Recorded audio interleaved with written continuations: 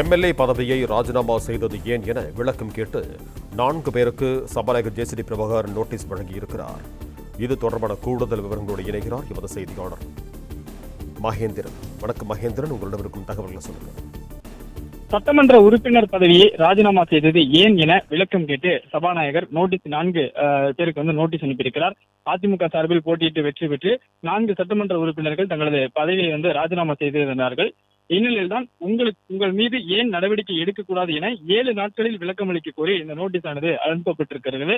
ஏற்கனவே அவர்கள் ராஜினாமா கடிதத்துல ஒரு காரணத்தை கூறியிருந்தாலும் ராஜினாமா செய்தது ஏன், உங்கள் மீது ஏன் நடவடிக்கை எடுக்கக்கூடாது என 7 நாட்கள்ல விளக்கம் அளிக்க வேண்டும் என்று சபாநாயகர் 4 சட்டமன்ற உறுப்பினர்களுக்கும் நோட்டீஸ் அனுப்பியிருக்கிறார்.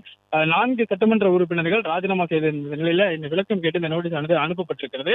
குறிப்பாக தமிழக வெற்றி கழகத்திற்கு ஆதரவாக நம்பிக்கை வாக்கெடுப்பில் வாக்களித்த 4 சட்டமன்ற உறுப்பினர்கள் மீது நடவடிக்கை எடுக்க வேண்டும் என்று அதிமுக தரப்பில் புகார் அளிக்கப்பட்டிருந்தது.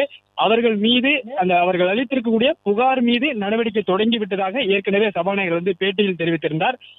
கொறடாவின் உத்தரவை மீறி செயல்பட்டதால் அந்த 4 சட்டமன்ற உறுப்பினர்கள் மீதும் நடவடிக்கை எடுக்க வேண்டும் என்று புகார் அளித்திருந்த நிலையில அந்த புகார் மீதான நடவடிக்கை தொடங்கப்பட்டு விட்டது. இது அதற்கு அடுத்தபடியாக எடுக்கப்படக்கூடிய நடவடிக்கைகள் பிறகு தெரிவிக்கப்படும் என்று ஏற்கனவே சபாநாயகர் தெரிவித்திருந்த நிலையில தற்பொழுது அந்த 4 சட்டமன்ற உறுப்பினர்களுக்கும் நோட்டீஸ் அனுப்பப்பட்டிருக்கிறது.